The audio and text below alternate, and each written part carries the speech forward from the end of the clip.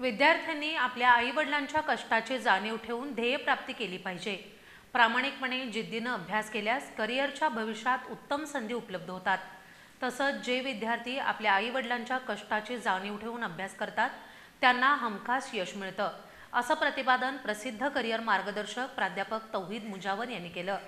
अमृतनगर सरनोबतवाडी इथल्या education development कमिटीतर्फे रविवार दिनांक 1 जून रोजी आयोजित केलेल्या 10वी-12वी उत्तीर्ण विद्यार्थ्यांच्या सत्कार समारंभ प्रसंगी ते बोलत होते। सरनोबतवाडी इथल्या एज्युकेशन डेव्हलपमेंट कमिटीतर्फे रविवार दिनांक 1 जून रोजी आयोजित केलेल्या 10वी-12वी उत्तीर्ण विद्यार्थ्यांच्या सत्कार समारंभ उत्साहात संपन्न झाला। या प्रसंगी प्रसिद्ध करिअर मार्गदर्शक प्राध्यापक तौहीद मुजावर यांनी केलं। कार्यक्रमाच्या अध्यक्षस्थानी राजर्षी छत्रपती शाहू कॉलेजचे प्राचार्य DR भोसले होते। 10वी-12वी हा करिअरचा पाया आहे। विद्यार्थ्यांनी विचारपूर्वक आणि आपली आवड ओळखून निर्णय घेतले पाहिजेत आणि जिद्द चिकाटी ठेवून भविष्यात प्रगती केली पाहिजे, असंही प्राध्यापक मुजावर म्हणाले। प्राध्यापक मुजावर यांनी यावेळी उपस्थित विद्यार्थ्यांना भविष्यातील विविध क्षेत्रातील करिअरच्या संधी संदर्भात सखोल मार्गदर्शन केलं। विद्यार्थ्यांनी आपल्या प्रतिकूल परिस्थितीवर मात करून अभ्यास केला पाहिजे।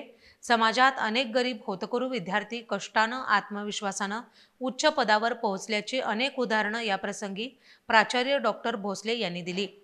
तसंच रयत शिक्षण संस्था समाजातील गुणवंत गरजू विद्यार्थ्यांना नेहमीच मदत करते। कर्मवीर भाऊराव पाटील यांची यासाठीच रयत शिक्षण संस्थेची स्थापना केली असल्याचं त्यांनी प्रतिपादन केलं। या प्रसंगी सरनोबतवाडीच्या लोकनियुक्त सरपंच शुभांगी अडसूळ, सामाजिक कार्यकर्ते किरण अडसूळ, पोलीस पाटील डॉक्टर विजय सादळेकर यांनी मनोगत व्यक्त केली।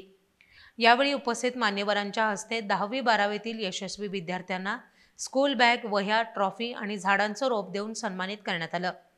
कार्यक्रमाला एज्युकेशन डेव्हलपमेंट कमिटीचे अध्यक्ष असलम मेस्त्री, अमृतनगर हाऊसिंग सोसायटीचे अध्यक्ष हाजी निसार शेख, मस्जिद-ए-अक्साचे अध्यक्ष हाजी जहांगीर शेख, कमिटीचे सेक्रेटरी यासिन मुजावर, बाजिल शेख, साद शिलेदार तसंच पालक विद्यार्थी मोठ्या संख्येने उपस्थित होते।